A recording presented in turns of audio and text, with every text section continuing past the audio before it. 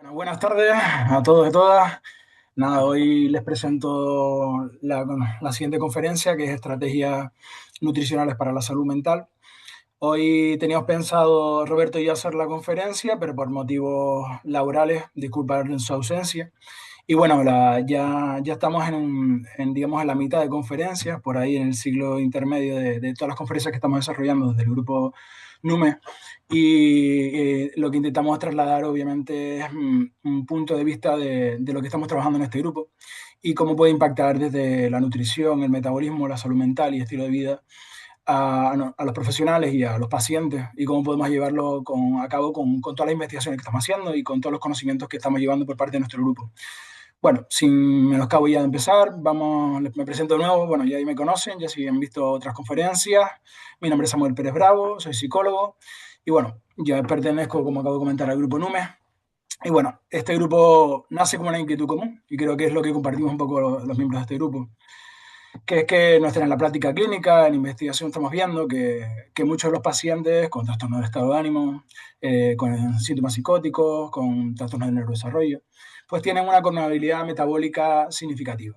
Es decir, resistencia a la insulina, inflamación, síndrome metabólico, y que en cambio muy pocas veces se aborda de manera estructurada y centrada en las intervenciones, centrada en el paciente. Y bueno, y porque los aspectos nutricionales, digamos que tendrían que formar parte de un plan terapéutico que debe ser integral. Y bueno, hoy vamos a hablar precisamente de eso, y es cómo utilizar de forma estructurada y basada en evidencia las estrategias nutricionales para mejorar la salud mental. Y bueno, voy a hacer un énfasis, digamos, en lo que vamos a hacer una evaluación realmente centrada en el paciente, ver su historia clínica, sus comorbilidades, sus creencias, sus valores, y bueno, establecer un enfoque o un marco en el que se haga un trabajo colaborativo, que va a integrar el modelo de creencias de salud y la regulación emocional del paciente sin recurrir a la comida. Diseñar el paso a paso un plan nutricional personalizado que vaya de mejorar la calidad global de la dieta, que eso ya va a tener un impacto, hasta en casos seleccionados y con determinadas características de usar dietas bajas en carbohidratos e incluso dietas cetogénicas como terapias metabólicas complementarias. Bueno, insistir simplemente o dejar claro que en complementarias, porque la nutrición no va a reemplazar ni la psicoterapia ni la psicofarmacología, pero va a ser una pieza clave porque muchas veces falta en las intervenciones. Bueno, hablar de cerebro aislado y cerebro metabólico. Y este cambio de perspectiva es fundamental. Es que durante décadas la psiquiatría biológica, digamos, se centró en modelos de neurotransmisores, dopamina, serotonina, GABA, glutamato. Bueno, y claro, eso sigue siendo importante, y lo voy a nombrar, no deja de ser importante, pero lo que hemos visto es que este modelo creo que se queda corto. Y esto, lo que en las últimas décadas, especialmente en los últimos 10 15 años, se ha consolidado la idea de que muchos trastornos mentales graves, depresión mayor, recurrente, trastorno bipolar, esquizofrenia, autismo, TDAH, ya no son solo enfermedades cerebrales en el sentido clásico de los trastornos de neurotransmisión, sino también de enfermedades metabólicas del cerebro. Bueno, voy a reafirmarlo en este aspecto con algunos datos. Depresión mayor se han descrito alteraciones en la función mitocondrial cerebral, con reducción de la fosforilación oxidativa y estrés energético neuronal. En bipolaridad y esquizofrenia se encuentran frecuentemente diabetes tipo 2, prediabetes y resistencia a la insulina, incluso en pacientes jóvenes sin medicación antipsicótica, y lo que nos sugiere una predisposición inherente. En psicosis, depresión y TEA, pues bueno, tenemos en cuenta que hay marcadores elevados en neuroinflamación, y esas citoquinas proinflamatorias como el TNF-alfa, la interleuquina 1, 6, nos sugieren que la inflamación va a ser un mecanismo compartido en la etiopatogenia de estos cuadros. Al mismo tiempo, pues, la experiencia clínica con alimentación cetogénica, con dietas cetogénicas, inicialmente desarrolladas y consolidadas en evidencia durante casi ya un siglo, se ha expandido hacia la obesidad, el diabetes tipo 2, enfermedades neurodegenerativas como el Alzheimer, Parkinson, el ELA, y ahora hacia distintos trastornos mentales, con resultados preliminares que resultan de verdad que muy prometedores, y esto es un poco el tema en el que quiero trasladar porque es una intervención metabólica muy buena. Y bueno, desde este marco tiene completamente sentido pensar en que la nutrición y el metabolismo como dianas terapéuticas que van a ser legítimas y estructuradas para la salud mental. Los objetivos concretos para esta conferencia van a ser, primero, van a ser cuatro. Van a ser, primero, ver cómo hacer una evaluación realmente centrada en el paciente. No es solo preguntar qué come, sino entender su historia clínica, su comorbilidad médica y metabólica, qué biomarcadores tiene alterado, cuál es su contexto socioeconómico, si tiene antecedentes de trastorno de la conducta alimentaria y cómo es su relación actual con la comida. Bueno, todo eso. Segundo, pues integrar el modelo de creencias de la salud en la intervención. Y es que decir, no vamos a imponer una dieta, sino vamos a explorar qué cree el paciente, ¿Qué le pasa? ¿Qué rol cree que juega la comida en su depresión, ansiedad? ¿Cuáles son sus experiencias previas con las dietas? ¿Qué barreras percibe? Y sobre todo, trabajar la relación emocional con la comida. Y es que muchas veces comemos para regular emociones. Y si no ofrecemos alternativas de regulación emocional, la dieta se convierte en otro factor más de culpa y fracaso. Bueno, tercero, traducir esta evaluación en un plan nutricional personalizado paso a paso, desde mejorar la calidad global de la dieta, que lo veremos, reducir el ultraprocesado, pasando por una dieta baja en carbohidratos, hasta cuando tenga un sentido clínico y aplicable a las pacientes y con su conformidad, una dieta cetogénica bien formulada y con atención a macronutrientes, micronutrientes y suplementación. Como cuarto objetivo y último, ver cómo monitorear. Es decir, no basta con esperar a ver cómo va. Parece que esperamos a no sé qué esperamos. Hay que usar marcadores objetivos, es decir, medir la glucosa, la hemoglobina glucosilada, como quieran llamar, los lípidos, el beta-hidroxibutirato en cetogénica, y escalas validadas, de instrumentos validados en psicología y en psiquiatría, el PHQ-9, el BDI de Beck, el GAT-7 u otros para otro tipo de trastornos mentales, para así ajustar y valorar realmente si la intervención funciona. Empecemos. Pero conviene ir a la base, es decir, a lo que ya está bien establecido. Hablemos de la calidad global de la dieta.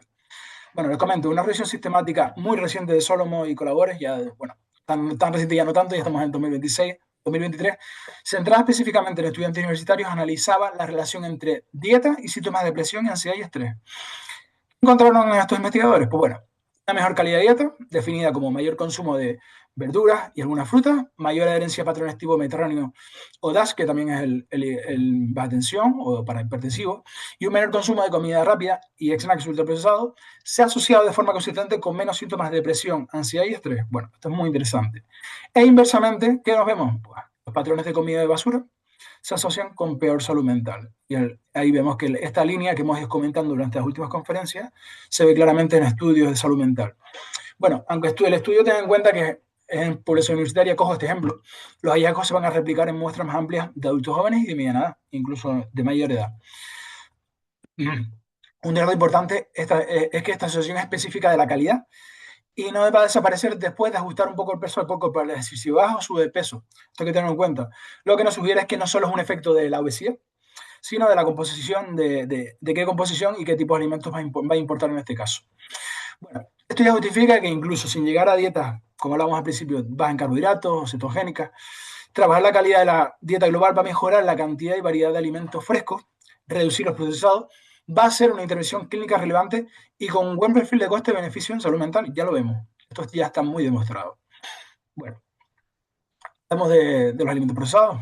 Pongamos un ejemplo con los riesgos de depresión. Y es que si concretamos un poco más, los alimentos ultraprocesados parecen tener un papel especial y preocupante. Y esto lo sigo remarcando porque es lo que llevamos tratando en todas las conferencias que hemos hecho.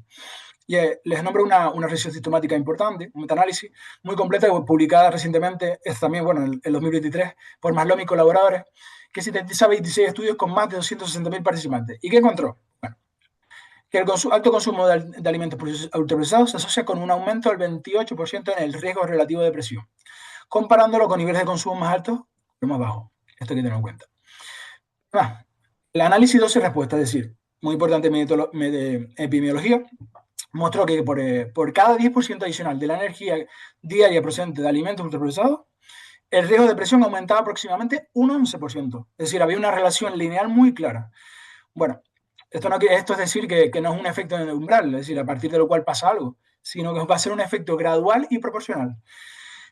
¿Por qué es esto? Porque los mecanismos, digamos, que vamos a proponer o como entendemos que funcionan aquí y están muy bien explicados, va a ser que van a tener una mayor carga proinflamatoria. Los ultraprocesados suelen ser más ricos en grasas omega 6, esto lo comentaba en la conferencia de los aceites vegetales, proinflamatorios y pobres en antioxidantes. Van a tener un impacto negativo en la microbiota intestinal, no sabemos lo que es, alteran la composición microbiana y reducen la proporción de metabolitos productores como los ácidos grasos de cadena corta que tanto necesitamos. Después los famosos picos glucémicos repetidos, es decir, que pueden deteriorar la función mitocondrial y la señalización de insulina. Y esto ya sabemos que ocurre continuamente en personas que se ajustan a un modelo de carbohidrato e insulina y en el que son codependientes de la glucosa.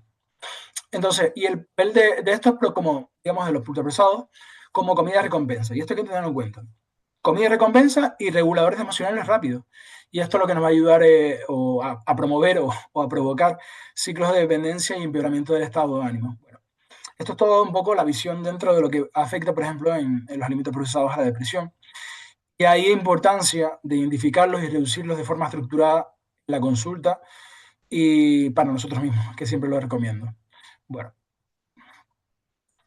antes de hablar de, digamos, vamos a hablar de los carbohidratos, de las dietas bajas en carbohidratos y cetogénicas. Tenemos que ver la persona completa, es decir, con todo. Si no vamos a coger y simplemente vamos a imponer una dieta, como decía antes, no, eso no lo vamos a hacer. Primero, una evaluación inicial. Vamos a ser cuidadosos y vamos a recoger varios aspectos. Primero, el historial clínico y psiquiátrico, es decir, diagnóstico actual, edad de inicio, número de episodios, por otra parte, intentos autolíticos, hospitalizaciones, tiempo de internamiento, la respuesta y tolerancia a tratamientos farmacológicos previos, antidepresivos tomados, cuánto tiempo, en qué dosis, si mejoró o no, la respuesta a las psicoterapias, esto es fundamental.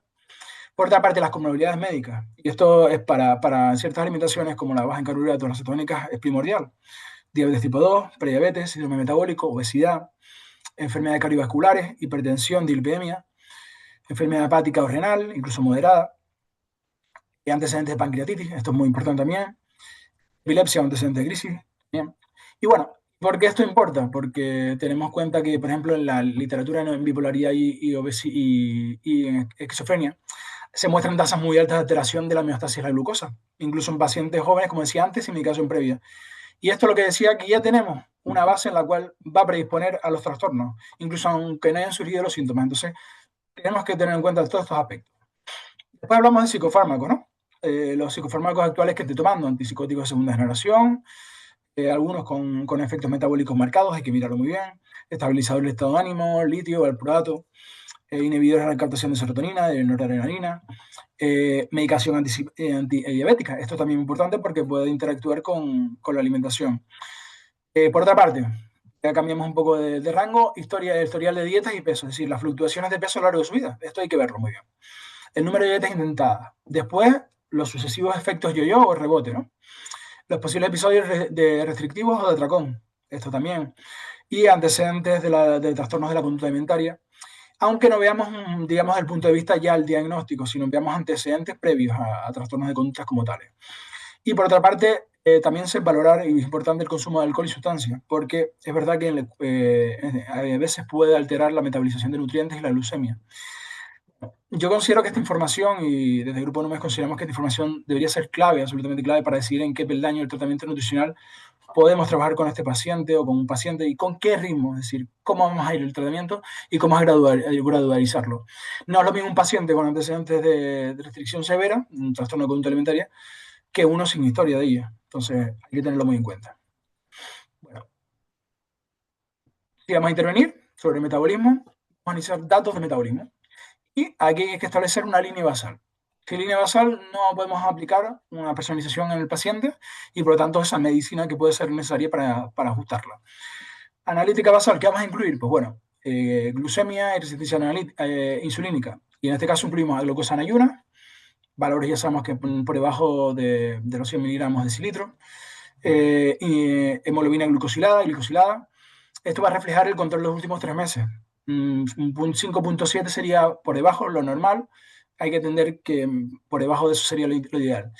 La insulina en ayunas, si es posible. La insulina nos va a indicar, es el mejor marcador de los tres que he dispuesto, porque nos va a indicar la resistencia a la insulina. Después el perfil lipídico completo, colesterol total, LDL, HDL, triglicéridos.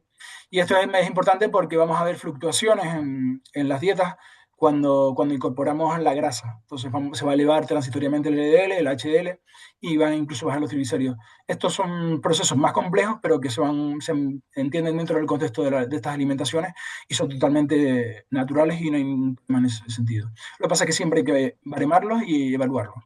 Después la parte de la función hepática y renal, ACT, ALT, bueno, y diversos marcadores. La creatinina y EGFR para evaluar la función renal. Y bueno, esto ten en cuenta de que, por ejemplo, algunos, como yo soy psicólogo, tenemos que acompañarlos con médicos que tengan conocimiento o si no tienen formación sobre este todo tipo de aspectos, valorarlo con otro profesional. Bueno, hay que entender que muchas veces algunos fármacos psiquiátricos y ciertos déficits nutricionales pueden afectar al hígado y los riñones. Por eso es importante valorar este tipo de aspectos. Pues los electrolitos, sodio, potasio, calcio, magnesio, fosfato. Y hay fluctuaciones, sobre todo en las primeras partes, cuando se incorpora una dieta cetogénica, que hay desbalances hídricos y electrolíticos, y hay simplemente ajustarlos, aunque muchas veces se ajustan muy fácilmente. Esto simplemente para baremar que realmente estén correctos de entrada. Micronutrientes clave, tener en cuenta. Vitamina D. Encontramos que es deficiente o muy deficiente y de manera muy frecuente por la psiquiátrica. Y esto está asociado con un peor ánimo y una peor salud ósea, aparte de mil cosas más. Y esto lo vemos también en la población en general. Pero esto es importante y ya lo iremos abordando a lo largo de esta conferencia. Vitamina B12, tenlo en cuenta. Déficit puede causar neuropatía y cambios de humor. Y también hay que tener en cuenta en la reestructuración de algunas dietas, como pueden ser las dietas veganas, que incluso podemos acceder a dietas veganas con cetosis. Esto hay que tenerlo en cuenta, no nos enfoquemos en un tipo de dieta basada en la cetosis, puede ser carnívora, puede ser vegana, puede ser con muchas variantes. Después tenemos los folatos, el impacto sobre los neurotransmisores, entonces esto hay que también tener en cuenta. Y en el caso de que consideremos también el hierro y el zinc. Otras partes, otras medidas un poco, digamos, más simples, pero importantes para entender cómo se está, digamos, desarrollando la intervención. El peso, esto es importante. El índice de masa corporal, pues ya va siendo digamos, un dato que es menos relevante, salvo casos extremos, esto valorarlo, porque ya no mide casi nada, ya lo hemos visto que cada vez este es un factor que está en menos en desuso o está más en desuso. Y bueno, el perímetro de la cintura, el marcador de obesidad visceral, y la presión arterial que va a ser relevante en hipertensión inducida porque pueden ser por dietas o por fármacos. Y específicamente tener en cuenta que cuando iniciamos la alimentación cetogénica o la dieta cetogénica, el beta-hidroxibutyrato en sangre, para verificar que estamos en cetosis nutricional. No solo vale simplemente con ajustarlo y lo iremos viendo con los alimentos o con la proporción de alimentos que consideramos en la dieta, sino hay que medirlo. Y la glucosa. Y esto porque los ajustes metabólicos, sobre todo cuando se inician estos cambios de dieta, hay que monitorizarlos para entender cómo se está ajustando, partiendo de que muchas veces tenemos comorbilidades metabólicas y síndromes metabólicos al uso. Bueno, después de todo esto, no nos vale simplemente con medir, hay que entender a la persona e ir al paciente. Cada paciente tiene lo que podría decir un modelo de creencia de salud. Y esto, tengan en cuenta que nos recuerda que la conducta de salud va a depender de varios factores cognitivos y emocionales, y no solo de la información médica que antes disponíamos. Entiendan que específicamente va a depender de varias cosas. Los modelos de creencia de salud son importantes para entender cómo ve la persona su salud y cómo atribuye a las creencias sobre ella sus cambios y cómo va a atribuir la posible intervención y la adherencia que se vaya a llevar a cabo. En primer momento, ¿cómo se percibe la vulnerabilidad? Es decir, ¿cómo percibe la persona? A mí esto no me va a mejorar, mi depresión es neurobiológica, no es una cuestión de la dieta. Entonces, esto hay que trabajarlo para entender que hay que aplicar psicoeducación de entrada y entender que hay que trabajar sobre estos aspectos antes de iniciar cualquier tipo de intervención. Después, ¿cómo se percibe la gravedad del problema? Va a ser solo tristeza, puede ser devastador. La gravedad varía en cada persona. Esto hay que entenderlo también y ajustarlo conforme a sus creencias. Después, por otra parte, tengan en cuenta, mucha gente hace un balance y esto lo aplicamos todos. El balance entre beneficios percibidos de la conducta, si como bien, voy a mejorar. Esto puede ser un beneficio percibido y barreras percibidas. No tengo tiempo de cocinar, la comida sana es cara, si no como pan no estoy lleno. Pues bueno, esto hay que trabajarlo. Y por último, un factor que digamos que es muy importante en cuanto a las creencias de salud es la autoeficacia. Y esto es muy importante que lo trabajemos porque es la confianza en la propia capacidad de esa persona de llevar a cabo el cambio. Y ahí tenemos que nosotros ser instructores del cambio y motivadores en eso. Bueno, en el contexto de alimentación y salud mental conviene explorar ya de forma un poco más cuidadosa, es decir, ¿qué papel cree la persona que juega la comida en su depresión, ansiedad o inestabilidad de estado de ánimo?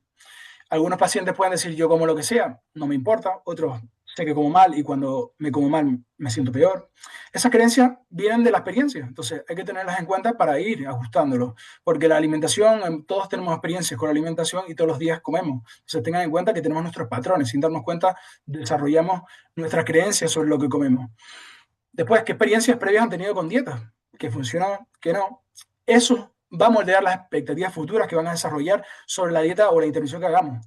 Si hablamos de alimentación cetogénica, tengan en cuenta que ya tiene una connotación. Ya hablamos de dieta keto. Entonces, cuando expliquemos realmente, tenemos que explicar cómo funciona, dar mucha información y que lo entienda la persona y que colabore con nosotros para que pueda aplicarla en sí misma.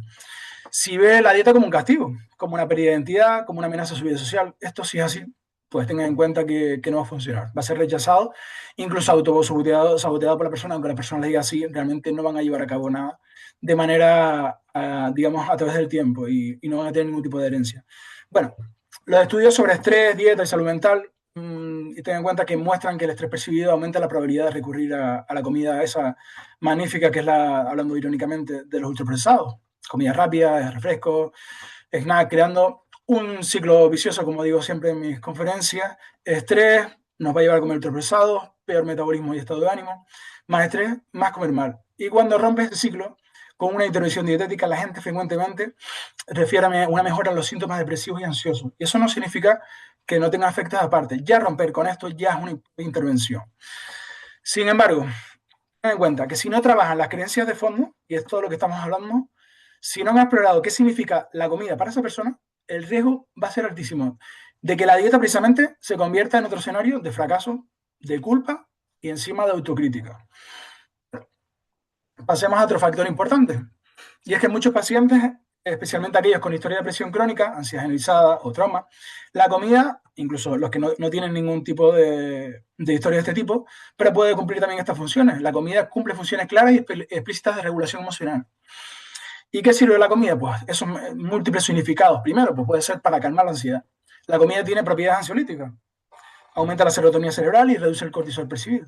Bueno, comer para anestesiar la tristeza o el vacío. Es verdad que se convierte en una forma rápida y es que es disponible y socialmente aceptada de escapar del malestar. También tenemos otra forma de comer como autopremio o castigo. Me lo merezco, me lo compro porque tuve un día difícil. Comer como un entretenimiento o distracción, especialmente en contextos de aburrimiento, soledad o aislamiento. Bueno, vemos que incluso en trastornos por atracón, por ejemplo, se han descrito pequeñas series de pacientes en los que una dieta cetogénica dentro de un contexto terapéutico más amplio redujo los episodios de atracón y la sensación de adicción a la comida y la rumiación alrededor de la comida por los mecanismos que explicaré después. Y esto hay que tenerlo en cuenta porque trabajaremos también en la regulación emocional cuando implementemos una intervención dietética. En trastornos por consumo de alcohol, un ensayo con dieta cetogénica encontró que los pacientes requerían menos benzodiazepinas durante la abstinencia de alcohol y reportaban menos ese ansia, ese craving, lo que nos va a sugerir que el estado metabólico alterado por la cetosis puede modular en parte los circuitos de recompensa y de adicción. Bueno, en consecuencia, lo que vamos a traducir de manera integrada en nuestro trabajo. Primero, sobre todo importante, psicoeducar. Hay que psicoeducar sobre esa relación de la glucosa, la insulina y el estado de ánimo, para que se entienda que comer mejor no va a ser un lujo, sino va a ser más bien una herramienta que nos va a ayudar a llevar a cabo la terapia. Trabajar con las creencias dicotómicas. Lo hago perfecto, hago fracaso, o no tengo disciplina, ¿no? No, la verdad que ya lo he comentado otras veces y es que esto es más matizado, es decir, ten en cuenta que el cambio va a ser gradual y esos deslices, esas recaídas, no hagamos, facilitemos y entendamos que son normales y son oportunidades para la persona de aprender y de retarse a sí mismo. Por otra parte, entrenar en habilidades alternativas de regulación emocional. Mindfulness, contemplación activa, respiración, relajación de cualquier tipo, tolerancia al malestar, técnicas de distracción y planificación de actividades gratificantes que no están centradas en la comida y que no sea resultado un éxito en la comida. Bueno, también normalizar el uso de intermedios de comida reconfortante, pero en contexto, es decir, con conciencia, que no sea como ese escape automático para que acudimos muchas veces sin pensar. Y bueno, sin esto la intervención nutricional, aunque digamos que pueda estar bien formulada en términos metabólicos, va a fracasar también por la adherencia emocional, porque no hemos ajustado estos parámetros. Vamos un poco digamos, una vez que se entiende que el paciente, que son los ultraprocesados, su impacto de estado de ánimo y por qué tienen esa carga inflamatoria, el siguiente paso va a ser reducirlo de forma realista, sin todo o nada, ¿no? Bueno, no, vamos a ir poco a poco. Estrategias concretas. Hablemos de estrategias concretas y hablemos primero de identificación colaborativa. Recomiendo usar el NOVA en consulta. Usar el NOVA, no sé si lo conocen, es una clasificación que divide los alimentos en 4, lo voy a explicar. Pero bueno, lo primero que tienen que hacer es pedir un registro de 3-7 días de todo lo que come y bebe, todo, exactamente todo. La siguiente sesión pueden clasificar juntos los siguientes alimentos según esta clasificación. Grupo 1, alimentos frescos o mínimamente procesados. Encontramos verduras, frutas, carne, pescados, legumbres, arroz, pastas no refinadas. Grupo 2, ingredientes culinarios, aceite, sal, vinagres, hierbas. Grupo 3, procesados sencillos, hechos panadería, quesos, conservas simples. Grupo 4, pues ya nos encontramos los maravillosos ultraprocesados, bebidas azucaradas, bollería, galletas, snacks, comida rápida de todo tipo, cereales azucarados, salsas comerciales con aditivos. ¿Qué podríamos hacer? Pues en esta colaboración pues, marcamos con un color todos los alimentos del grupo 4, esos ultraprocesados. Y a partir de ahí visualizamos juntos cuántas comidas del día contiene el grupo 4. Y muchas veces lo que vamos a encontrar es que el paciente ni siquiera se ha dado cuenta que come tantos ultraprocesados. Bueno, esto en sí es un mensaje abstracto que vamos a convertir en algo mucho más visible, medible y por tanto modificable. Y esa es la intención. Otra parte, otra estrategia, sustituciones progresivas, se lo que llaman food swaps. El objetivo va a ser el cambio que sea manejable, que no sea una cuestión abrumadora. Es decir, cuando hablemos de bebidas, refrescos azucarados, bebidas energéticas, zumos industriales, pasemos a agua con gas, con rodajas de limón, con pepino, que son muy ricas, infusiones sin azúcar añadida, té, manzanilla, roibos, café, por ejemplo. Los desayunos, pues pasemos a esos cereales azucarados, galletas, bollería, a opciones con más proteína y grasa saludable. Puede ser un pan de masa madre, un pan integral con adobe, aceite de oliva de origen extra y tomate, algo de yogur natural con frutos secos, huevos, quesos de todo tipo, son maravillosos.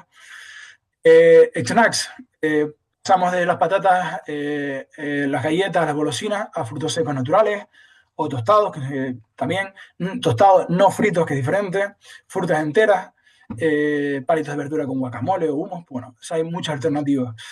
Y pasemos de esas bebidas de media mañana y tarde, refrescos, batidos comerciales, pasemos a lo que me decía antes, podemos pasar agua, té, infusión, un café de especialidad, que son maravillosos, o un café de cualquier tipo que siempre va a estar bueno, o al menos por la intención. Bueno, la evidencia observacional nos sugiere que este tipo de sustituciones, estas prácticas y estrategias, aunque parezcan, digamos, pequeños cambios que podemos hacer, se van a asociar a reducciones detables de síntomas depresivos y ansiosos, porque ya estamos desactivando ese mecanismo de la glucosa con la insulina, poco a poco. Esto requiere de un trabajo continuo. Por otra parte, el manejo del entorno. Y es minimizar la disponibilidad de ultraprocesados en casa y en el trabajo. Lo que no está al alcance no se consume por impulso. Es decir, esto lo tenemos que tener muy claro. Y es que hacer visible otra cosa, y es hacer visible fácilmente, es decir, las opciones más saludables. Fruta lavada, cortada en la nevera, frutos secos en botes a la vista, verduras crudas preparadas, huevos guisados, por ejemplo. Tenemos múltiples opciones. Por otra parte y última, podría ser, creo que es relevante, hablamos de planificación semanal. Bueno, muchas veces en literatura no se encuentra tanto en este tipo de aspectos y creo que es algo fundamental que debemos llevar a cabo cuando establezcamos una planificación. Y esto es decir, no podemos ir a comprar sin llevar una lista y no de la lista de la compra. Haber preparado el menú semanal. ¿Por qué? Porque muchas veces repetimos esos patrones de conducta alimentaria y muchas veces, si no tenemos claro lo que vamos a comprar, nos basamos en una lista de lo que nos falta y no hemos entendido que lo primero que tenemos que elaborar, antes de nada, sentarnos y diseñar lo que vamos a comer a lo largo de la semana. Podemos tener diferentes estrategias de tiempo, podemos hacerlo a lo largo de 3, 4 días, una semana, 2 semanas.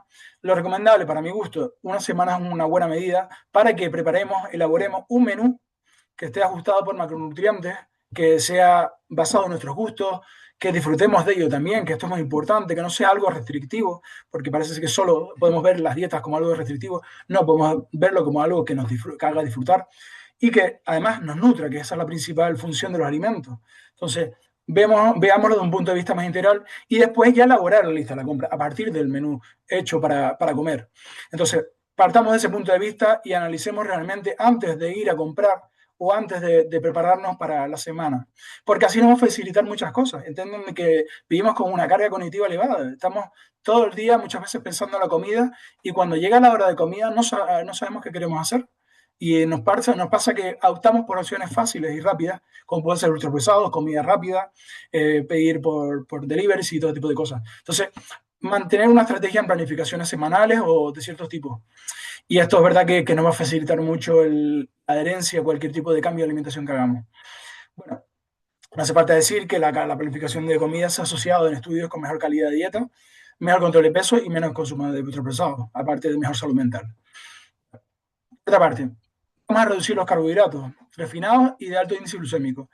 Y digamos, el mensaje es clave de diferenciar dos tipos de carbohidratos, porque no son iguales. Esto hay que tenerlo muy en cuenta. Digamos, los carbohidratos podemos decir malos, digamos, entre comillas, refinados, altos de índice glucémico, azúcares añadidos, azúcar blanca, miel, sirope. Miel, si es cruda, pues no va a tener tanto impacto. Si es la miel habitualmente que encontramos en el supermercado, va a ser muy negativo. Harinas blancas, pues pan blanco, pasta blanca, arroz blanco, harina refinada, bollería, repostería industrial, cereales y desayunos azucarados, snacks de harina refinada. Bueno, ya más o menos saben. Papa frita, pura instantánea. Todo esto va a causar picos glucémicos bruscos y grandes. Con posterior, la caída de glucosa, ya sabemos lo que se encadena: el ansia de más carbohidratos y cambios de humor, fatiga y irritabilidad. Esos carbohidratos buenos, ¿cuáles son? Los complejos ricos en fibra, bajos o muy, digamos, bajos de índice glucémico. Legumbres, lentejas, garbanzos, alubias pueden ser una opción. Cereales integrales, pan integral de verdad o pan de masa madre también puede ser una buena opción. Pasta integral, arroz integral, bueno. Y pues tenemos también las verduras de bajo índice glucémico: brócoli, coliflor, espinacas, lechuga, pepino y muchas más.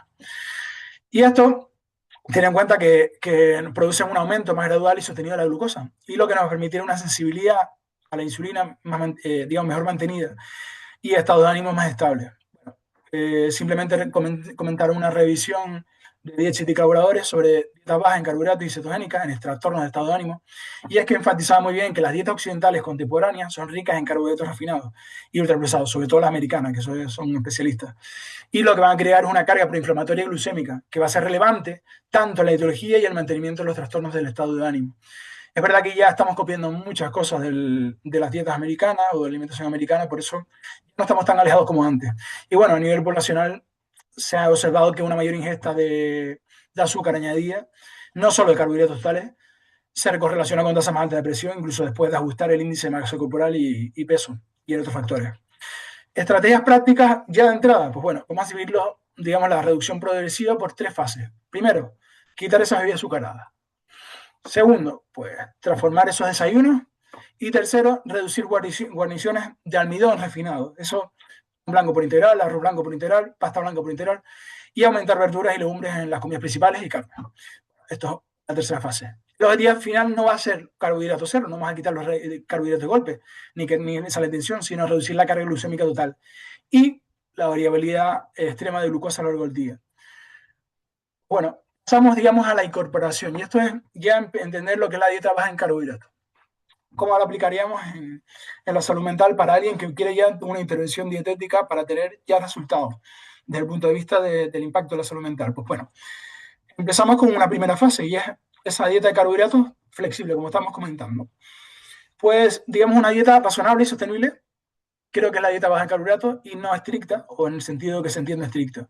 Va centrada en la mejorar la calidad global del patrón dietético, es decir, vamos a basarnos en una composición macronutriente orientativa de carbohidratos, 25-35% de la energía total. Bueno, esto supone unos 20-130 gramos día. Esto no es tan relevante cuando nosotros lo llevamos a nosotros mismos, pero muchas veces para ir a unos resultados específicos sí hay que baremarlo y ajustarlo. En alimentación cetogénica va a ser un poco menos, pero bueno, eso lo veremos ahora.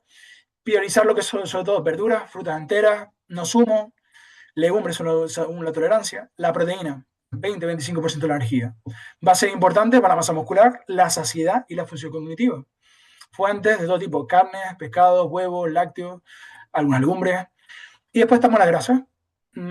Hablamos de énfasis en, digamos, en monoinsaturada o poliinsaturada: el aceite de oliva virgen extra, frutos secos, algunas semillas, pescado azul. Y cuando vayamos a las grasas saturadas, tengan en cuenta las de calidad, es decir, aquellas que no están ultra procesadas. Pueden ser carnes de pasto, carnes de origen, que hay de todo tipo. Lo que eliminamos o minimizamos en esta fase, pues va a ser, como decía antes, cuando incorporamos una dieta de carbohidratos y lo ultraprocesado: azúcar añadido, bebidas azucaradas, ultraprocesados ricos en almidón o azúcar.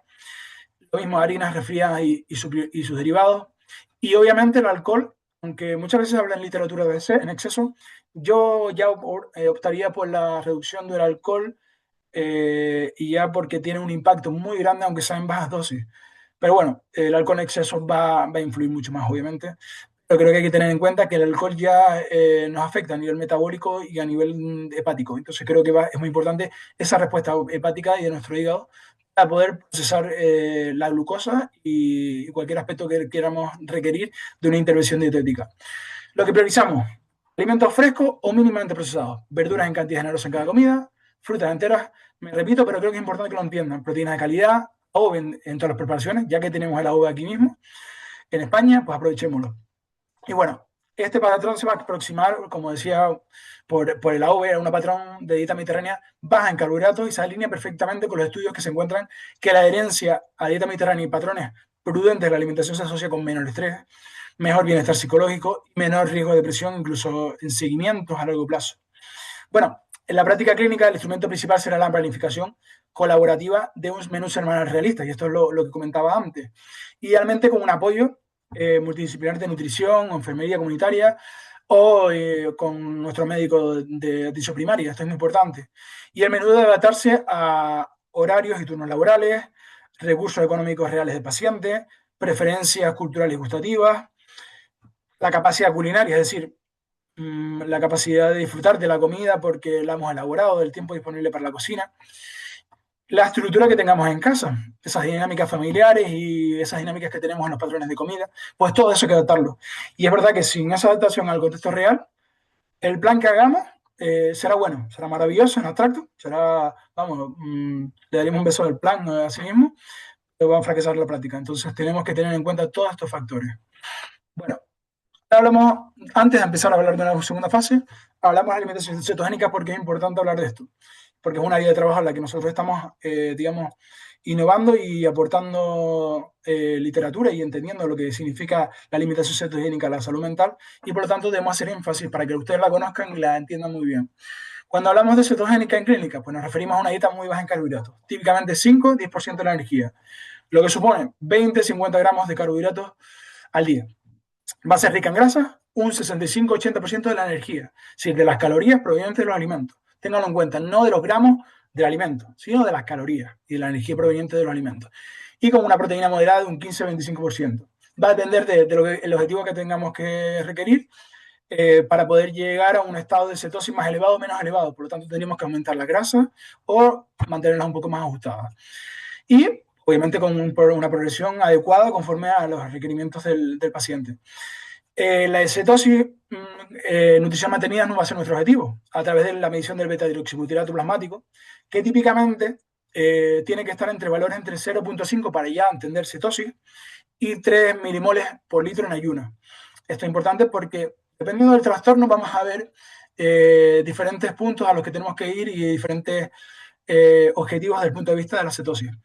Bueno, esto suele incluir, esta alimentación suele incluir alimentos principales como carnes, pescados, huevos, lácteos enteros, si se toleran bien, frutos secos, algunas semillas, aceites de buena calidad como el olivo virgen, aguacate, manteca de cerdo, aceite de coco, verduras de muy baja en carbohidratos.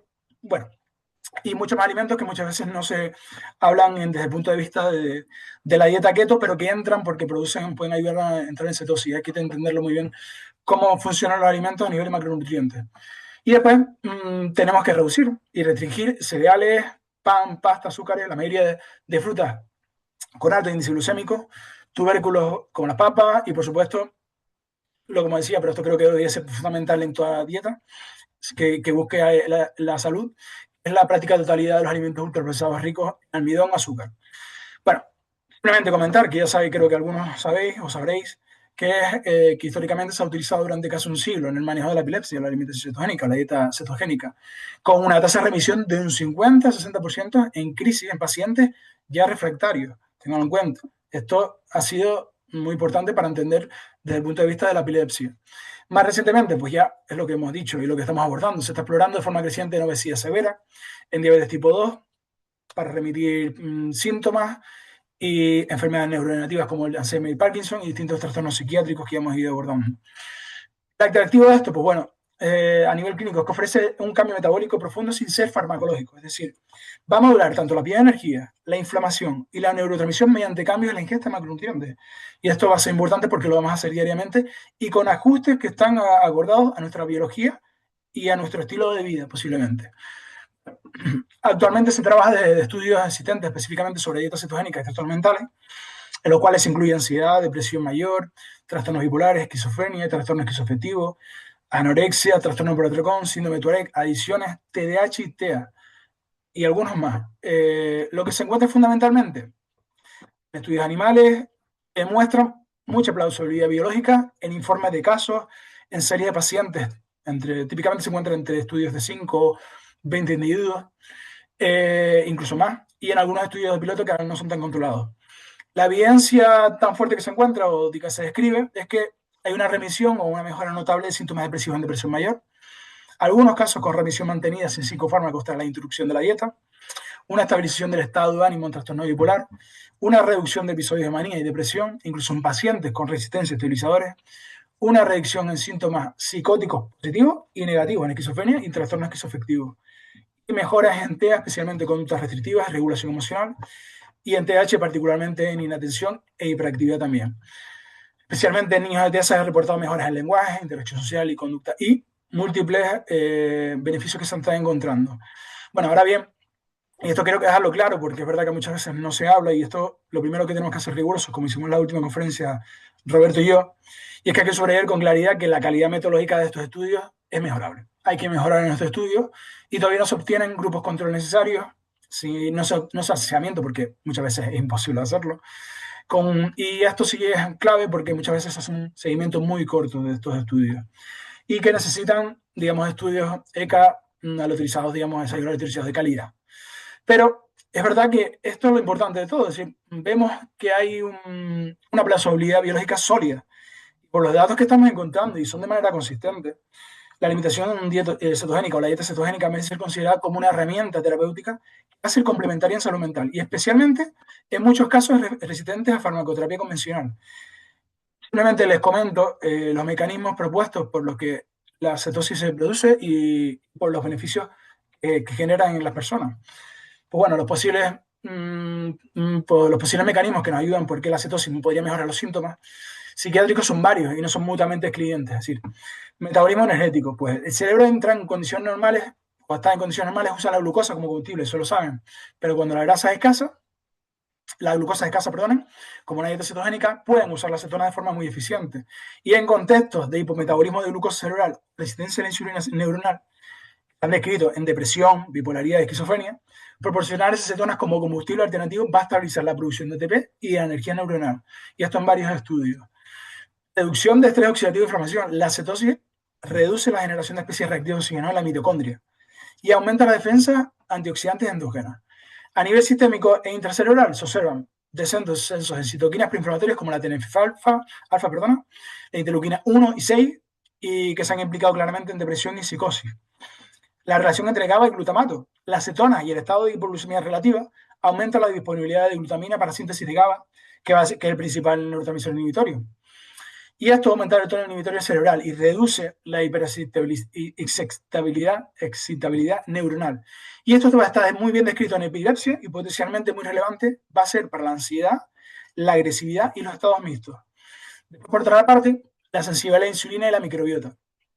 Las dietas bajas en carbohidratos van a mejorar la sensibilidad a la insulina periférica y cerebral. Y esto lo tenemos para las dietas bajas en carbohidratos también. Estabilizan la glucemia y modulan de forma importante la microbiota intestinal. Y a su vez la microbiota, ¿qué va a pasar? Pues impacta en ese intestino y cerebro. Va a regular la síntesis de neurotransmisores y el tono inmune y la función mitocondrial. Bueno, simplemente todo esto se alinea perfectamente con la idea de que los trastornos del estado de ánimo y psicosis, como encefalopatías metabólicas, muchos pacientes, no es solo va a ser neuroquímica, es una cuestión que nosotros la abordamos desde un punto de vista metabólico. Y por eso hablamos de metabolismo. Bueno, llegamos entonces ya a la fase 2, que es la que me retrasé en explicar, pero era importante explicar lo que es la dieta cetogénica. Entonces, cuando pasamos a esta fase 2, y vemos en muchos casos que puede ser seleccionados, ¿por qué? Porque tenemos que implicar al paciente, porque tenemos que dar información, y el paciente debe que requerir incorporar esta dieta, tiene que estar motivado y tiene que tener un buen apoyo para llevarlo a cabo, porque necesita una adherencia terapéutica en este caso. ¿Qué perfiles pueden considerar una dieta cetogénica de entrada, que son primordiales para poder abordarlo? Es depresión mayor que resistente, con comorbilidad metabólica significativa, es decir, obesidad, síndrome metabólico, resistencia a la insulina documentada. Por otra parte, trastorno bipolar con malas respuestas a estabilizadores convencionales y especialmente si hay ganancia de peso o deterioro metabólico. En cuanto a la esquizofrenia, trastorno esquizoafectivo, con síntomas positivos o negativos persistentes pese a los antipsicóticos. En TI y en TH, y es verdad que hay cierta historia con esto, porque con clínicas significativas muchas veces no responden a intervenciones convencionales y con problemas metabólicos o sobrepeso asociados. Entonces, la respuesta podría ser la terapia cetogénica y ayuda bastante. En adicciones con mucho craving, esa ansiedad, ese ansia por el consumo. porque les ayuda a reducir los síntomas ansiosos durante la abstinencia. Hay que tener en cuenta que lo que decía, no recomendar entrar a la cetogénica puede ser una opción viable. ¿Por qué? Porque tenemos que adaptar al paciente y tenemos que ir incorporando ciertos aspectos que necesitamos para que, digamos, instruyamos de manera eficiente y eficaz al paciente y que sea un beneficio, no una carga. Y reservamos, digamos, este pase a la alimentación cetogénica cuando haya respuestas previas, como decíamos en la fase 1. Ten en cuenta la composición, esto es importante, como decía antes, los alimentos que debemos llevar a cabo. Hay mucha literatura que habla de alimentos, pero creo que hay una, digamos, una visión restrictiva sobre qué alimentos hay que consumir y creo que se puede ampliar bastante porque no se conoce lo suficiente desde el punto de vista científico y la literatura. Y podemos ayudarle dándole estrategias de viendo más bien lo que se puede consumir, no tanto lo que tenemos que restringir. Y creo que esto es fundamental porque los que aplicamos esto en nuestra vida o una alimentación similar basada en la cetosis, entendemos que se está haciendo un flaco favor para entender lo que significa este tipo de dieta. Pasamos los alimentos a evitar, cereales, azúcares, bueno, todo lo que comentaba antes. Hay versiones modificadas para mejorar la adherencia. Muchas veces se han utilizado versiones modificadas de dieta cetogénica. Y tengan en cuenta que hay una flexibilidad por tanto. Muchas veces podemos ir a un mayor consumo de proteína y tengan en cuenta que no es necesario pesar cada alimento. Eso es muy importante. Muchas veces pensamos que este tipo de dietas se incorpora el pesar continuamente el alimento. No, no se busca eso. Más, muchas veces en intervenciones lo que vamos a mirar, por ejemplo, es la cetosis. No miramos que el alimento pese X o lo otro. Ya sabemos por la cantidad de alimentos cómo podemos llevar la cetosis. Entonces, no llevemos esa carga de estar pesando alimentos como si fueran un laboratorio o incluso muchas veces en trastornos de conducta alimentaria esto puede tener un impacto significativo y por lo tanto debe restringirse o debe limitarse o incluso debe ser graduado, muy graduado. Digamos, la supervisión médica y nutricional creo que es imprescindible y muchas veces en la dieta cetogénica, bien formulada, en población psiquiátrica, que puede tener interacciones complejas con medicación y pueden subir a efectos adversos no anticipados. Pasamos a valorar un poco lo que es los micronutrientes y la suplementación. Y es que en cualquier dieta, al restringir o al limitar ciertos grupos de alimentos, ya sea una alimentación cetogénica basada en carbohidratos o una alimentación cetogénica carnívora o una alimentación cetogénica basada en plantas, cada una tiene su punto. Entonces, lo que hay que valorar de forma general, no tanto atribuir a qué determinadas dietas. Sabemos que hay algunas particularidades que las iré abordando. Hay que ser, digamos, atender a cada persona. Entonces, micronutrientes a vigilar, pues vitaminas del grupo B. Son cofactores imprescindibles para la síntesis de neurotransmisores y el metabolismo energético neuronal. La B12 y el folato son especialmente críticos en dietas restrictivas y en vegetarianos veganos. Y su déficit es una causa frecuente y corregible de síntomas depresivos. Bueno, vitamina D, ya sabemos todos los beneficios que tiene. Regula el crecimiento neuronal, modula la inflamación en el sistema nervioso central y se ha asociado consistentemente con un menor riesgo de depresión y deterioro cognitivo. Y esto está implicado tanto en la regulación del ánimo, inmunidad, metabolismo óseo y calcio. Sabemos que hay un déficit muy frecuente en población general, aún más en psiquiátrica. ¿Cómo debemos abordarlo? Pues, primero, no entendamos que solo la vitamina D proviene de los alimentos. Y esto es curioso porque yo lo hablo aquí, pero tengan en cuenta que lo primero que tenemos que hacer es exponernos al sol, porque si no, la cantidad de vitamina D que nosotros necesitamos y metabolizamos, sintetizamos, va a provenir en la gran mayoría, en un 90% va a venir de la exposición solar. Si no tenemos exposición solar, olvidémonos de la vitamina D. Y por lo tanto, esa va a ser nuestra principal fuente. Y después tenemos otras que van a tener un menor impacto, pero que también son necesarias. Pescado azul, huevo, lácteos, setas, por ejemplo. Después el magnesio merece una atención especial, sobre todo en dietas que restringimos el consumo de magnesio, aunque se puede suplementar muy simple o incluso a veces con muy poco lo obtenemos. Pueden ser en dietas en carbohidratos o en cetogénicas y donde podemos obtenerlas con una mejor absorción en glicinato, biglicinato de magnesio. Son fórmulas muy buenas para llevarla a cabo. El citrato y el óxido de magnesio no son tan buenas. Ácidos grasos esenciales, pues bueno, los omega 3, especialmente EPA y DHA. Esto lo he comentado en otras conferencias, pero son fundamentales para la estructura de la membrana neuronal, la señalización sináptica y la reducción de neuroinflamación. Pues fuentes, pescado azul, tenemos salmón, caballa, sardinas, arenques, muchos pescados azules. Después tenemos, por otra parte, la parte de la vegetal, que ya son componentes especialmente en ala, nueces, semillas de lino, chía, y las algas también para veganos son una muy buena opción. Pues tenemos aminoácidos que van a ser relevantes en cuanto a los micronutrientes. Triptófano, el precursor de la serotonina y la melatonina, que lo encontramos en pavo, huevo, lácteos, plátano, semilla de calabaza. La tiroxina, precursor de la dopamina y noradrenalina, que lo encontramos carne, pescados, huevos, quesos, almendras. Después, por otra parte, la glutamina, que es un precursor del GABA. Y esto nos va a ayudar a la función intestinal. ¿Qué lo encontramos? Carnes, pescados, lácteos y legumbres. Pues todo esto, aparte de otros compuestos, ahora como son los probióticos, ya lo sabemos, las funciones prebióticos y probióticos, ¿no? Nos ayudan para la intestino-cerebro, modulan la neuroinflamación y la síntesis de neurotransmisores. Por otra parte, la vitamina C, antioxidante, cofactor de síntesis de dopamina y noradrenalina. Pimientos rojos, kiwi, naranja, cítricos por lo general, intentar que no sean altos en índices glucémicos para favorecer, digamos, en algunas dietas. Y el brócoli, muy buenas fuentes de vitamina C. La vitamina E, neuroprotección antioxidante. Frutos secos, semillas, ácido virgen extra, aguacate. Después la coenzima Q10. Y esto porque implica nuestra función mitocondrial. Y es muy valorada, digamos, en dietas que van a ser restringidas de manera prolongada, algunas muy concretas. Entonces, la fuente, carne, pescado, suplementos y se usan estatinas. Esto es muy importante porque se ha afectado la coenzima Q10. Por otra parte, la N-acilcisteína es un precursor de la glutatión y tiene evidencia creciente en bipolaridad y adicciones. Principal suplementos, pues las van a ser fuentes de carnes, huevos, bueno, todo tipo de alimentos. Y por último, el inositol, que regula tiene una función de reguladora del sistema serotoninérgico y tiene evidencia en TOC y en pánico. Y por último, tengan en cuenta la transición en la cetosis. Cuando se produce la cetosis, la keto flu, hay cambios en el balance hídrico, por lo tanto el sodio va a ser importante. Y no hay miedo de utilizarlo cuando hay una alimentación cetogénica. Criterios generales para decidir si suplementamos o no. Esto es importante porque muchas veces nos da por suplementar porque sí, porque sí, porque sí, queremos, pero no. Esto no creo que sea la solución ideal y no lo es, por lo tanto. Pero hay casos que tenemos que atender y creo que por deficiencias, obviamente. Primero, medir antes de todo qué vamos a suplementar. Es decir, antes de suplementar vemos qué es lo que falla. Analítica basal de vitamina D, B12, folato, hierro, magnesio. Esto, lo que decía antes, nos va a orientar un poco la decisión que tomamos a futuro y cómo lo vamos a llevando a nivel de intervención dietética. Tener prioridad en dietas que puedan ser muy restrictivas. Pueden ser una dieta vegana o una dieta cetogénica muy estricta. Hay mucha flexibilidad en cualquier tipo de cosas, pero dependiendo de la dieta que sea más restrictiva o no, entonces atender a qué podemos entender, porque muchas veces no es tanto la alimentación o la dieta en sí, sino a lo mejor las preferencias de la persona. Muchas veces nos encontramos que al no le gusta comer, yo qué sé, puede ser con pescado, entonces hay que suplementar, buscar una fuente de suplementación. Miramos también eso desde ese punto de vista. La suplementación, entienda que complementa.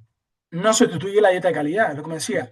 El objetivo es corregir los déficits que hay, los reales, y optimizar la función celular, no acumular suplementos sin ningún criterio. Y esto no es, voy a la arboristería, voy a la farmacia y compro todos los que hay porque me van a ir de lujo. No, ten en cuenta que esto no suele funcionar así. Incluso muchas veces hay interacciones con psicofármacos y hay que tenerlo en cuenta. El folato, por ejemplo, en las interacciones puede interactuar con metotrexato, el magnesio puede potenciar estados hipnóticos y altas dosis de omega 3, por ejemplo, pueden incrementar efectos anticoagulantes. Entonces, vamos a tener que valorar este tipo de cosas. Y bueno, valorando este tipo de cosas, pues simplemente comentar aspectos que tienen que ver con la seguridad, contraindicaciones y la adherencia. Y bueno, y es verdad que cualquier intervención dietética en salud mental requiere de evaluación médica integral previa. Y esto cuando hay medicación psiquiátrica por medio, entonces sí hay que valorarlo con un psiquiatra, con un médico. Entonces, tengan en cuenta que la seguridad no es absoluta, sino relativa y contextual, porque hay muchos factores que se interconectan o interactúan. Y bueno, hoy digamos que resumo lo que nunca hay que hacer, que digamos no se debe hacer es mandar algo sin tener en cuenta todo tipo de factores, porque hay que vigilar intensamente y ver qué problemas hay que nos encontramos. Bueno, simplemente valorar aquellas contraindicaciones que pueden ser de un poco más de impacto. Ya hay varios escenarios. Tengan en cuenta lo que comentaba antes, cuando hay un trastorno de conducta alimentaria restrictivo o activo. Es decir, hablamos de anorexia, de bulimia restrictiva, o cualquier trastorno de la conducta alimentaria. Aquí ya tenemos que entender que la dieta puede reactivar patrones peligrosos. Entonces, debe haber un ajuste psicológico y hay que mirarlo muy bien antes de implementar cualquier intervención dietética. Y tengan en cuenta que hay que referir a especialistas en el caso de que no sean expertos. plantear también la cetosis euglucémica previa. Es decir, si vemos este estado, no tiene nada que ver con la cetosis, tenerlo en cuenta que puede haber una contraindicación. Entonces, pero esto no es muy habitual, pero hay que valorarlo. Igual que valorar también los inhibidores de transportador de sodio glucosa tipo 2, que se llaman los SGLT2, porque con una suma con alimentación cetogénica, la interacción con este tipo de inhibidores pueden provocar algún tipo de efecto. No es habitual, pero sí es verdad que pueden ser un efecto peligroso cuando hay medicación de este tipo. Tener en cuenta la insuficiencia también hepática moderada o severa. Tener en cuenta porque el hígado es primordial para la metabolización de la glucosa y para producir cetona. Y si tenemos cirrosis o algún tipo de descompensación, hay que valorarlo, igual que una estenosis hepática no alcohólica. Esto hay que valorarlo muy bien. Insuficiencia renal severa. También en estados de embarazo y lactancia, hemos visto que no hay en sí contraindicaciones claras porque la evidencia es muy limitada. Por lo tanto, hay que ajustar y evitar en algunos casos. Por una parte, hablamos de la dieta vegana o vegetariana, pues no está contraindicada, pero es verdad que simplemente hay que ajustarla y un mayor escrutinio. Deficiencias típicas, pues B12, hierro, zinc, omega 3, valorarlo, suplementarlo es necesario. Ten en cuenta que sin suplementación esto puede indicar que puede haber un mayor riesgo de depresión en algunos subgrupos de veganos. Simplemente eso, mi recomendación, evalúen este tipo de micronutrientes y de suplementación, y si hay que es un déficit, pues suplementarlo simplemente, y si el paciente rechaza suplementar, persiste con ese veganismo restrictivo, muy restrictivo, suplementar, esto hay que documentarlo como una limitación desde el punto de vista clínico. En cuanto a la dieta baja en carbohidratos, pues muy favorable. Es un perfil muy bueno. Simplemente ten en cuenta la diabetes tipo 2, porque hay que realizar ajustes. Hay riesgo de hipoglucemia si la medicación no se ajusta. En cuanto a los lípidos, sabemos que hay un aumento de lípidos cuando transitorio del LDL primera semana. Usualmente es muy benigno porque cambiamos el tamaño de las partículas y el patrón, como he comentado en alguna conferencia, el patrón B lo pasamos al patrón A, que es menos heterogénico. Esto simplemente monitorizarlo. Si es muy elevado, y revisar, digamos, las fuentes de grasa que sean saludables. Ten en cuenta que eso es importante. Después, en cuanto al litio, también, si hay tener en cuenta cuando se está utilizando el litio como medicación. La interacción con anticonvulsivos, el valproato puede cambiar niveles, entonces, esto tenerlo en cuenta. En cuanto a la alimentación cetogénica, tampoco hay contraindicaciones absolutas y también tienen perfiles seguros, pero hay que ajustarlo. Igual tenemos lo mismo que tener en cuenta la diabetes tipo 2, la hipertensión más los diuréticos. Es verdad que hay riesgo de hipotensión si hay un consumo muy alto de diuréticos. Entonces, educar sobre los síntomas de transición, que son los que realmente se dan en la primera semana, los primeros días, que son los que realmente hay que ajustar. Después, cuando se ha ajustado, funciona perfectamente, igual que la dieta bajo en carbohidratos. El litio, igual que el anterior. La pancreatitis previa, esto es importante para nuestra salud, pero en la alimentación cetogénica no hay una contraindicación. Es verdad que hay que evaluarlo con expertos y entender que esto, digamos, hay valores en los cuales tenemos que baremar cuando hay un índice de masa corporal bajo o una desnutrición para ir incorporando cualquier tipo de alimentación. Como comentaba, la alimentación cetogénica, hay efectos iniciales, secundarios, pero son leves, transitorios. Fatiga, puede haber algo de estreñimiento, aunque muchas veces la percepción sobre el estreñimiento, porque dejas de tener tantas defecaciones, hay cierto, haber periodos pequeños de hambre, claro, pues estamos ajustando la sed, pero muchas veces no se da por tanto porque utilizamos las cetonas como energía o como combustible, sino por la retirada de carbohidratos. Y esto es lo que provoca el cambio de los efectos secundarios iniciales, como comentaba ya en la última conferencia Roberto. Simplemente, ¿cómo se ajustan? Cambio rápido, le añadimos sodio, potasio y magnesio si es necesario. Y esto es simplemente aumentar la sal, no temerla. Magnesio, como decía antes, aumentar los líquidos, agua, beber más agua y ya está. Y educación de esto va a ser importante para que esto no suponga ningún tipo de escollo en la intervención. Y simplemente cuando veamos que algún tipo de impacto sobre la salud sea grave, hay que parar inmediatamente. Y en este caso hablamos, como comentaba antes, de algo muy concreto que puede ser una cetoacidosis euglucémica, pero esto será muy raro.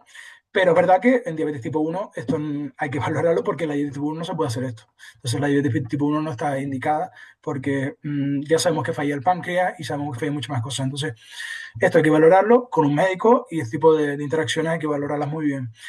Simplemente hay hipoglucemia persistente sintomática, no responde a ajuste y entonces se debería abortar la intervención. Cuando hay cambios psiquiátricos severos nuevos, y esto sí es importante, cuando vemos un ajuste en la medicación o un ajuste en una intervención dietética, hay que pararse y ver qué es lo que está pasando. Ver por qué se ha desarrollado algún tipo de sintomatología nueva y en todo caso, pues ajustar y parar en el determinado momento. Ten en cuenta que a veces hay que tener que hacer estas pausas temporales para que sean tolerables para las personas y respetar que estos cambios son progresivos. Entonces, debemos evitar que esto sea un sufrimiento, sino más bien una transición a que busque una mejora. Entonces, no debemos hacerle generar ningún tipo de malestar con respecto a estos temas.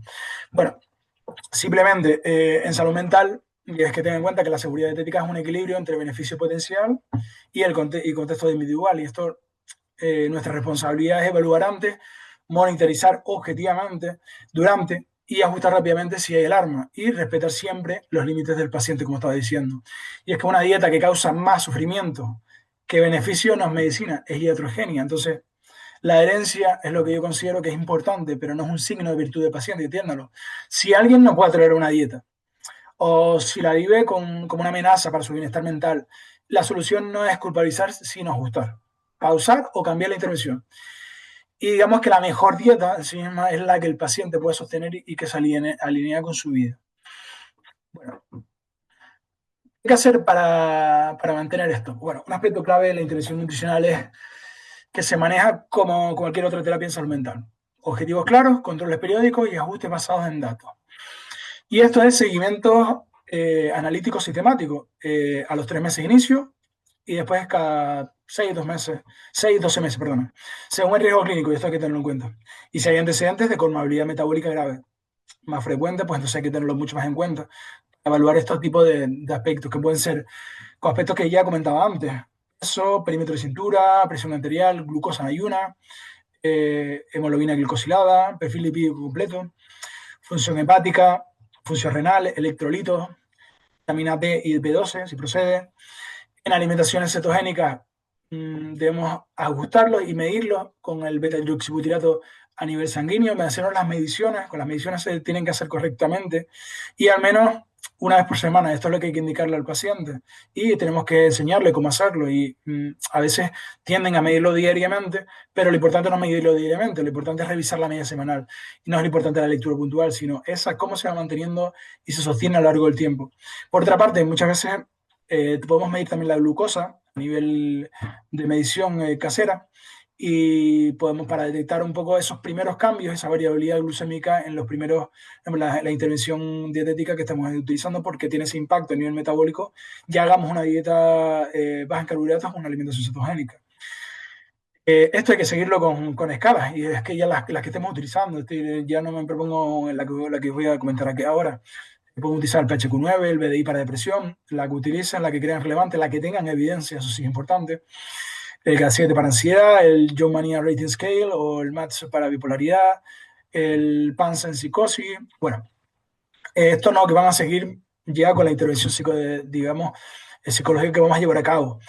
Y es que estas escalas van a permitir una valoración objetiva y comparable en el tiempo de si la intervención está funcionando. No nos vale decir me siento bien. Esto no, no solo eso, que es importante y es lo que voy a remarcar ahora.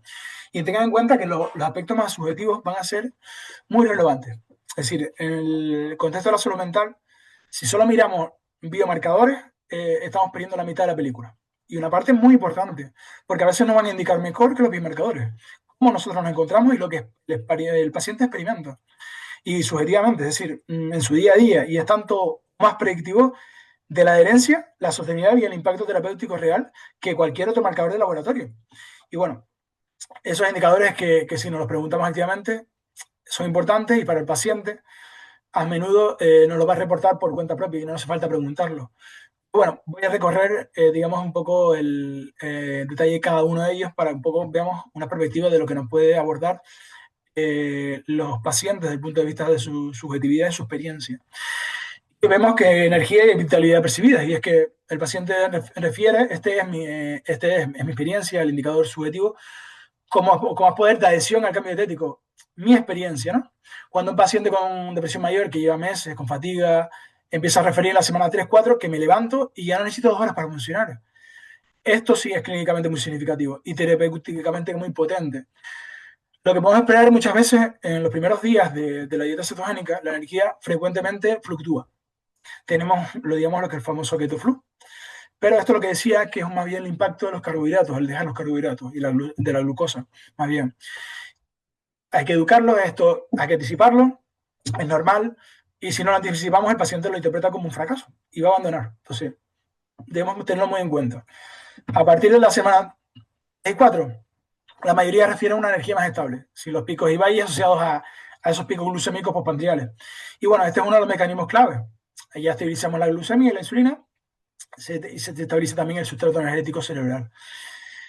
La calidad del sueño. La relación entre dieta y sueño es bidireccional y muy relevante en psicopatología. Y es que, por un lado, las dietas altas en azúcares refinados y ultraprocesados se van a asociar a una peor arquitectura del sueño. Tenemos más fragmentación, menos sueño profundo en E3 y menos REM.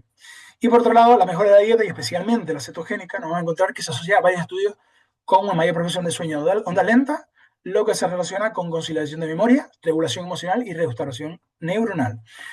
Lo que nos podemos esperar, pues, es que en las primeras semanas de la alimentación cetogénica algunos pacientes sí es verdad que van a reportar insomnio o dificultad para conciliar el sueño o el sueño un poco más inquieto. Esto es frecuente, probablemente relacionado con esos cambios de adenosina, electrolitos y la temperatura corporal. A medio plazo, la mayoría refiere mejor a la calidad del sueño, con despertares más descansados, incluso por la mañana van a reportar una energía muy positiva y serena, incluso con muchas veces con una reducción de horas, con las mismas horas que dormían anteriormente. Vemos que tienen más energía.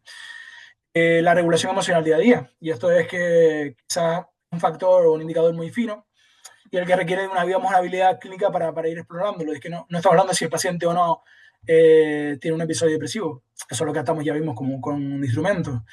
Estamos hablando, digamos, de la textura emocional del día a día. Es decir, cómo maneja las fluctuaciones pequeñas, es decir, esos cambios en el estado de ánimo. Tiene más tolerancia al malestar. Los estados de ánimo son más predecibles y menos reactivos. Digamos, un cierto estado de conciencia emocional. Y que esto, ten en cuenta que va a ser importante y especialmente relevante en trastorno bipolar, donde el objetivo ya no solo es tratar los episodios, sino reducir la habilidad interepisódica.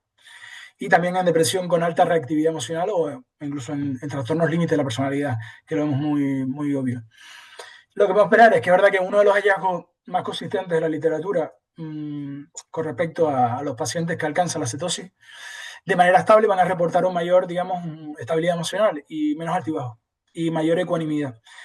Digamos, bueno, de forma mecánica esto se puede relacionar con la estabilización del sustrato energético cerebral y con los efectos GABAérgicos de los cuerpos cetónicos. Por otra parte, valorar también los antojos y cravings de los alimentos, y esto lo van a ver que es muy claro, muy obvio. Si le desea ansia por los alimentos ricos en carbohidratos y azúcares, es uno de los síntomas que muchas veces no se refieren en psicopatología y esos son muy subestimados. Y vemos que en muchos pacientes es una forma de autorregulación emocional, es decir, cuando estoy mal, quiero dulce, pan, pasta. Y esa regulación emocional es una vía de comida, es funcional a corto plazo, es decir, le funciona, pero que encontramos que es muy mala adaptativamente a largo plazo. Y es uno de los efectos más sorprendentes y bienvenidos, digamos, de las dietas en carbohidratos, y especialmente las cetogénicas, que es esa reducción del craving, de esa ansia. Lo que nos esperamos muchas veces es que, digamos, este craving suele reducirse drásticamente a partir de la segunda, tercera semana, ya que la cetosis ya cuando se comporta de manera estable. Y esto es un hecho que, digamos, de que uno de los reforzadores positivos más potentes para la adherencia a sí misma. El paciente que lleva 3 semanas sin alegrar el pan o el dulce, o ya no lo percibe como una privación, sino algo más bien como una liberación, esto le va a ayudar bastante. Tengan en cuenta que puede haber señales de alarma, como si el paciente reporta un craving intenso o esa ansia muy intensa y resistente. Esto sí nos puede indicar algo, y también desde otro punto de vista, que no está alcanzando la cetosis real. Si no hay medición, esto va a ser un indicador muy claro, porque nos indica que hay hipoglucemia leve recurrente, o que hay una función de la comida emocionalmente significativa y que no se está abordando en consulta. Y aquí es donde la intervención psicológica, como hablamos antes, interregulación emocional, activación conductual, va a ser imprescindible. Por otra parte, la relación con la comida. Este es el indicador más psicológicamente más profundo, es decir, y el que, digamos, que muchas veces se omite o en los seguimientos nutricionales convencionales. Y entender que hay que evaluar si la intervención dietética está mejorando o empeorando según la relación del paciente con la comida. Una dieta puede mejorar todos los biomarcadores y empeorar la relación con la comida. ¿Y esto qué tenemos? Pues lo cual a largo plazo vamos a ver un desastre. Va a ser contraproducente. Entonces, vamos a explorar rigidez y flexibilidad. El paciente puede salirse del plan en una boda, una cena familiar, sin crisis de ansiedad o culpa. Esto va a ser importante. O cuando hay un desvío, se precipitan pensamientos negativos automáticos. Lo he arruinado todo, soy un fracaso. Bueno, relación emocional, es decir, la comida sigue siendo un premio o un castigo. ¿Ha cambiado la función que tiene la comida en su vida? ¿Disfruta más de la comida o no? Y esto es otra parte. ¿El paciente va a disfrutar comiendo o el plan se vive como una obligación tediosa y algo pesado? Esto es muy importante tenerlo en cuenta. Señales internas de saciedad y hambre. Esto está relacionado de manera fisiológica y psicológica. Y es verdad que el paciente tiene que empezar a comprender a reconocer entre el hambre real o el hambre emocional. Y esto, como decían nuestras abuelas, es decir, ustedes no tienen hambre, ustedes lo que tienen ganas de comer. Entonces, digamos que lo podemos definir de esa manera. Entonces, creo que de ahí vamos a abordar que realmente cuál es el hambre emocional y cuál es el hambre real, de la cual vivimos en una sociedad actual que tenemos la suerte de no tener esas necesidades desde el punto de vista del hambre real. Por otra parte, hablando de nuestra abuela, el impacto social y familiar. Y es verdad que una intervención nutricional que aísla socialmente a un paciente, es decir, lo ponemos en un cubículo y que coma X cosas, digamos, una intervención que va a fracasar. A largo plazo lo sabemos. Entonces, por mucho que los biomarcadores sean maravillosos y veamos un avance estupendo. Tenemos en cuenta que la comida va a ser algo arraigado social y culturalmente. Y vivimos en España y en Canarias especialmente, donde la comida en familia, las tapas, los guachinches, los eventos, digamos, sociales van a girar en torno a la alimentación compartida. Es maravilloso en ese sentido. Entonces, no sea un obstáculo menor, es un determinante de mayor adherencia a largo plazo. Entonces, ¿qué es lo que exploramos? Pues participación en comidas sociales. El paciente puede comer fuera de casa, va a restaurantes, come en familia, reacciones con el entorno, la familia apoya la intervención, hay conflictos, el paciente se siente juzgado, comprendido. Estrategia de adaptación, ¿sabe el paciente cómo pedir en un restaurante de forma, digamos, compatible con la dieta? ¿Tiene estrategias para eventos sociales? Tenemos que entender esto. Y aislamiento por la dieta, es decir, está evitando salidas sociales por no romper la dieta. Entonces, tenemos que ajustar esto, adaptarlo y crear concienciación sobre los beneficios y que esto sea no simplemente una dieta más, sino sea un cambio de alimentación positivo en la vida del paciente. Simplemente hay algunos efectos adversos que podemos encontrar, como ya decía antes, que se asocian a varias dietas, y entonces tenerlo en cuenta para que simplemente ajustarlos. Pueden ser efectos secundarios leves cuando reducimos, ampliamos algún consumo, por ejemplo, la reducción de carbohidratos, el aumento de grasa. Y hay una fase en la que podemos sentir, como decía, fases de transición, estreñimiento, se queda la piel las mucosas, cambios de líbido, esto es verdad que se reporta también. Entonces, debemos proporcionar digamos, un entendimiento dentro del seguimiento, cómo pueden implicarse entenderse estos efectos adversos y preguntarle a la paciente simplemente cuando nos visite o cuando lo veamos si hay estreñimiento de diarrea, cambios de la piel, cabello, uñas. Esto cambia normalmente a mejor cuando pasa el tiempo, por ejemplo, la alimentación cetogénica, pero al principio hay un desajuste, como digo, metabólico. El sueño, cómo es tu sueño, hay algo en la dieta que esté complicando tu vida personal o social. Bueno, estas preguntas van en el espacio para que el paciente hable de lo que no dice espontáneamente y nos da esa información clínica de alto valor. Y que nos puede ayudar a realizar indicaciones precisas para hacer los ajustes y modificaciones necesarias. En definitiva, los marcadores objetivos nos dicen si la intervención está funcionando metabólicamente, los indicadores subjetivos nos dicen si está funcionando para la vida del paciente y en salud mental la vida del paciente es el objetivo. No nos quedemos solo en los números de la analítica. Un protocolo de seguimiento robusto va a integrar estos dos, va a integrarlo ambos. Entonces, nos va a hacer mejores clínicas y clínicos y, sobre todo, va a constituir la alianza terapéutica que sostiene la adherencia a largo plazo. Bueno, para ir terminando, quiero dejar claro 4 mensajes finales que resumen todo lo que hemos visto y para seguir apoyando este ciclo de conferencias. Lo primero, que la nutrición sigue siendo una herramienta infrautilizada en salud mental, pese a la evidencia creciente. Y es que en ningún caso, en casi ningún protocolo de tratamiento de depresión, ansiedad o psicosis figuran recomendaciones específicas sobre nutrición. Y creo que esto es un fallo clínico. La evidencia es cada vez más clara y esto hay que entenderlo. La calidad de la dieta se asocia de forma robusta con síntomas depresivos, ansiosos, de estrés y con riesgo de nuevos episodios de depresión recurrente, por ejemplo.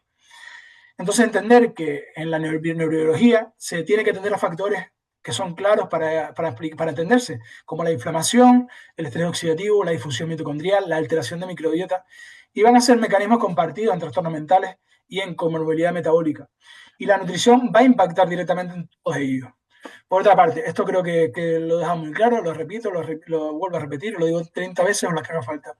Reducir los ultraprocesados y los carbohidratos refinados. Ya es en sí mismo una intervención clínica con potencial muy considerable. No necesita llegar a la alimentación cetogénica o la dieta cetogénica para tener un impacto clínico. Ya lo tenemos antes, mucho antes. Cuando hacemos una intervención de este tipo básica, de mejorar la calidad global de la dieta, aumentar alimentos frescos, reducir ultraprocesados, reducir azúcares refinados, ya hay evidencia que tenemos menor depresión, menor ansiedad y mayor bienestar psicológico. Y mejor bienestar psicológico. Y esto es una intervención, encima, de bajo costo, bajo riesgo y un amplio beneficio. Y debería ser parte de todo tratamiento de salud mental, y esto es lo que queremos proponer. Con dietas bajas en carbohidratos y especialmente las dietas cetogénicas son enfoques que son muy prometedores. Y esto, dejarlo claro, esto es lo que estamos hablando y tenemos que ser rigurosos. Debemos ser especialmente rigurosos en la evaluación, en hacer un seguimiento estrecho y en personalizarlo, por favor. Esto tratemos al paciente, a la persona, y de forma cuidadosa.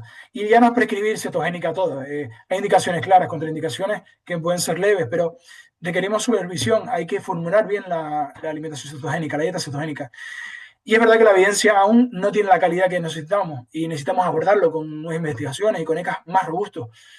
Pero tenemos esos datos preliminares que son muy consistentes y son muy prometedores como para ya ofrecerla como una opción en casos que necesitan esa ayuda y esa intervención. Entonces, especialmente con aquellos, como decía antes, con resistencia farmacológica, con comorbilidad metabólica, que ya eso ya es digamos, ya lo habitual en trastornos mentales, y con una alta motivación para poder mantenerlo y informarse de ello. Digamos que, bueno, nada, esto tiene sentido sin una verdadera integración multidisciplinar. Y es verdad que aquí apelo a todos los profesionales de salud mental, aunque no los incluya a todos. Es decir, todo lo que hablamos de profesionales de la salud deberían estar aquí. Psiquiatría, psicología, nutrición, atención primaria, todo, incluso fisioterapia, todos los que puedan meter aquí, enfermería, todo. Se trata de acompañar cambios profundos en el estilo de vida y no simplemente prescribir dietas en abstracto. Y es que necesitamos una coordinación por parte de nosotros con declara de los roles que debemos ajustar y no simplemente una cuestión de egos o de estatus o de profesión. Entonces debemos entender que esto es lo que va a impactar en la vida del paciente, tenerlo primero en primera mano o con una visión en lo que primero tenemos que abordar. No debemos recurrir a soluciones rápidas y por lo tanto debemos apoyar continuamente al paciente. Debemos comunicarnos entre nosotros, entre los profesionales, continuamente, y sin medias tintas, es decir, hablarlo continuamente. Podemos hablar de la construcción sana de argumentos válidos para muchas veces el diagnóstico en pacientes o para la intervención. Después, el seguimiento sistemático de los biomarcadores y síntomas clínicos. Esto lo podemos hacer muy bien. Y un espacio para ajustes y cambios según la respuesta. Esto tenemos que tenerlo en cuenta. No prescribamos y olvidemos, sino sigamos con ello y ajustemos cuando sea necesario y cambiarlo según la respuesta. Y bueno, yo simplemente con eso creo que la intervención nutricional que pueden implementar va a ser transformadora y creo que con esto creo que puedo decir que he terminado la conferencia y creo que les sirva y que sea un apoyo para cualquier aspecto que tenga que ver con una intervención dietética o cuando oigan algún tema de este tipo, entonces pueden abordarlo de una forma diferente o de una forma más íntegra y multidisciplinar, como decía. Y nada, darle las gracias de nuevo a la EM por este apoyo, por seguirnos en este ciclo de conferencias del Grupo NUMES. Y nada, animarles a que vean la próxima conferencia, que si no recuerdo mal es el lavador José Luis Marín, y creo que va a ser muy constructiva y creo que nos va a apoyar un poco a la línea que nosotros estamos llevando a cabo. Y muchas gracias.